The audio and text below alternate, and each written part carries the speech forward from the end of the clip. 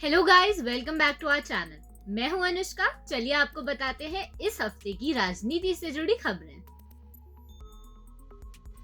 मणिपुर में भाजपा का नेतृत्व वाली सरकार का एक हिस्सा नेशनल पीपल्स पार्टी ने चुनाव आयोग से शिकायत की है कि उनके कैंडिडेट्स को मिलिटेंट्स द्वारा धमकाया जा रहा है। एनपीपी ने एक बयान में कहा कि उनके कैंडिडेट्स को कई मिलिटेंट संगठनों द्वारा लक्षित तरीके से धमकाया और इंटिमिडेट किया जा रहा है और ये आरोप भी लगाया कि केएनएफ-एमसी, केएनएफ-जेड, यूकेएलएफ, केएनए और एचपीसी जैसे संगठन खुले तौर पर भाजपा और नागा पीपल्स फ्रंट के अपने ओपोनेंट कैंडिडेट्स के स्पष्ट समर्थन में सामने आए हैं। उन्होंने आरोप लगाया है कि फिरजौल डिस्ट्रिक्ट के तिपाईमुख एसी में एचपीसी के कार्यकर्ता मतदाताओं और ग्राम प्रधानों को भाजपा उम्मीदवारों को वोट देने के लिए धमका रहे हैं। सरकार के साथ केएनए और यूकेएलएफ जैसे अंडरग्राउंड ग्रुप ने भी पार्टी कार्यकर्ताओं और ग्राम प्रधान को तेगनोपाल एसी से बीजेपी उम्मीदवार लेटपाओ हाओकिप का समर्थन करने की धमकी दी है। एनपीपी का दावा है कि अगर मौजूदा स्थिति को कायम रहने दिया गया तो मतदाता डरेंगे और मतदान के लिए बाहर नहीं आएंगे, जो सीधे तौर पर चुनाव के संचालन में बाधा डालेगा। वहीं बीजेपी मणिपुर के वाइस प्रेसिडेंट एन निबुत सिंह ने कहा कि पार्टी का मिलिटेंट से कोई लेना देना नहीं है। उन्होंने कहा कि उनकी सरकार ने हमेशा राज्य में आतंकवाद पर लगाम लगाने के लिए काम किया है। 8 फरवरी को मोदी ने लोकसभा में आरोप लगाया था कि कांग्रेस ने कोविड-19 महामारी के दौरान सभी हदें पार कर दी थी। उन्होंने पार्टी पर माइग्रेंट्स को उकसाने और डराने का आरोप लगाया और दावा किया कि इसके कारण प्रवासी श्रमिक मुंबई छोड़कर अपने मूल स्थान वापस गए। नेशनलिस्ट कांग्रेस पार्टी के प्रवक्ता मलिक ने मंगलवार को कहा कि जब महाराष्ट्र सरकार अंतर्राष्ट्रीय फ्लाइट्स पर प्रतिबंध की मांग कर रही थी, तब प्रधानमंत्री मोदी के अपने स्वास्थ्य मंत्री डॉक्टर हर्षवर्धन उस समय जोर देकर कह रहे थे कि कोरोना वायरस संक्रमण नहीं फैलेगा। साथ ही उन्होंने आरोप लगाया मोदी ने नमस्ते ट्रंप कार्यक्रम के लिए दुनिया भर के लोगों को भारत आमंत्रित किया और इसके कारण देश के सभी हिस्सों में कोरोना वायरस संक्रमण फैला। मलिक ने दावा किया देश में कोरोना वायरस फैलने के लिए प्रधानमंत्री मोदी जिम्मेदार हैं। वहीं महाराष्ट्र कांग्रेस प्रमुख नाना पटोले ने कहा कि प्रधानमंत्री द्वारा इस तरह के कमेंट्स से महाराष्ट्र राज्य का अपमान किया गया है। कांग्रेस कार्यकर्ता कल भाजपा कार्यालयों के बाहर विरोध प्रदर्शन करेंगे जब तक कि भाजपा या पीएम अपनी टिप्पणी के लिए माफी नहीं मांग लेते। कांग्रेस के वरिष्ठ नेता और पूर्व वित्त मंत्री पी चिदम्बरम ने मंगलवार को आम बजट पर चर्चा के दौरान केंद्र की मोदी सरकार पर जमकर निशाने साधे। उन्होंने प्रधानमंत्री के उस बयान पर भी हमला बोला जिसमें मोदी ने कांग्रेस को टुकड़े टुकड़े क्या करार दिया था। चिदम्बरम ने केंद्र सरकार पर तंज कसते हुए एनडीए को नो डेटा अवेलेबल सरकार बता दिया। इसके बाद उन्होंने अलग अलग मुद्दों पर आंकड़ों की अनअवेलेबिलिटी को लेकर सवाल खड़े किए। चिदम्बरम ने राज्यसभा में कहा कि सरकार ने पहले कबूल किया था कि उसे टुकड़े टुकड़े गैंग के सदस्यों के बारे में कोई जानकारी नहीं है। उस वक्त मंत्री ने कहा कि इस सदस्यों को लेकर कोई डेटा मौजूद नहीं है। पी चिदम्बरम ने कहा टुकड़े टुकड़े गैंग को लेकर डेटा नहीं है, ऑक्सीजन की कमी से हुई मौत को लेकर कोई डेटा नहीं, नदी में बहने वाली लाशों को लेकर कोई आंकड़ा नहीं, घर पलायन करने वाले मजदूरों को लेकर कोई डेटा नहीं। यह नो डेटा अवेलेबल एनडीए सरकार है।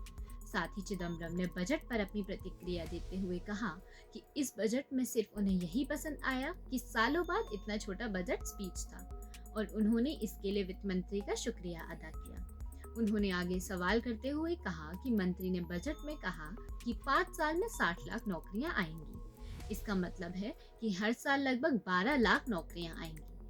वार्षिक लेबर फोर्स 47.5 लाख है, तो फिर अन्य लोग क्या करेंगे। साथ ही उन्होंने एयर इंडिया को लेकर भी बयान दिया और गति शक्ति योजना पर भी सवाल उठाए। उत्तर प्रदेश में विधानसभा चुनाव की तैयारियां जोरों पर हैं। पहले चरण में 8 विधानसभा क्षेत्रों में चुनाव होगा। ऐसे में अब प्रचार गतिविधियां बंद कर दी गई हैं। पहले चरण में यूपी में पश्चिम उत्तर प्रदेश की 58 विधानसभा सीटों पर वोटिंग होगी। यूपी में कुल 7 चरणों में मतदान होगा, जबकि 10 मार्च को रिजल्ट घोषित किए जाएंगे। चुनाव प्रचार के आखिरी दिन बीजेपी और समाजवादी पार्टी ने अपना घोषणा पत्र जारी किया। बीजेपी ने अपने घोषणा पत्र को लोक कल्याण संकल्प पत्र नाम दिया है।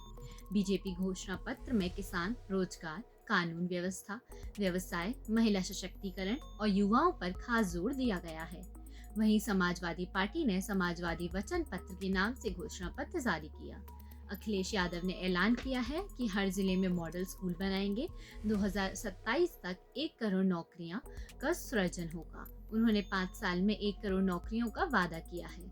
इसके अलावा गन्ना किसानों को 15 दिन में पैसा देंगे और राज्य शिक्षा कोष बनाकर पढ़ाई के लिए लोन दिया जाएगा। आपको बता दें कि जिन लोगों के नाम वोटर लिस्ट में हैं लेकिन वोटर आईडी कार्ड नहीं आया है उनका, वे फोटो युक्त पहचान पत्र दिखाकर भी वोट डाल सकेंगे। उत्तराखंड चुनाव के लिए प्रचार शनिवार को समाप्त होगा, जबकि राज्य में सोमवार को वोटिंग होगी। बीजेपी और कांग्रेस के बीच बाइपोलर मुकाबला है। 2017 के विपरीत अब भाजपा के समर्थन में स्पष्ट लहर थी। इस बार राजनीतिक दल वोटर्स के मूड को लेकर श्योर नहीं है। चुनाव प्रचार के लिए केवल 4 दिन शेष हैं। भाजपा ने पीएम मोदी की 3 जनसभाओं की योजना बनाई है, जो 10 फरवरी को श्रीनगर, 11 फरवरी को अल्मोड़ा और 12 फरवरी को रुद्रपुर में होंगे। वहीं राहुल गांधी 10 फरवरी को हरिद्वार के मैंगलोर का दौरा करेंगे। मैंगलोर के बाद राहुल पार्टी उम्मीदवार के समर्थन में जगेश्वर कॉन्स्टिट्यूएंसी का दौरा करेंगे। कांग्रेस ने प्राचीन जगेश्वर मंदिर में गांधी वंश के लिए पूजा का आयोजन किया है। दिलचस्प बात यह है कि पीएम मोदी और राहुल दोनों एक ही दिन अल्मोड़ा में होंगे। पिछले महीनों में चाइना के अधिकारियों द्वारा हांगकांग में इंडिपेंडेंट मीडिया के सप्रेशन में पर ब्रिटेन, यूएसए, कनाडा, ऑस्ट्रेलिया और न्यूजीलैंड ने गंभीर चिंता व्यक्त की है। मंगलवार को जारी एक जॉइंट स्टेटमेंट पर 21 से अधिक गवर्नमेंट्स ने हस्ताक्षर किए।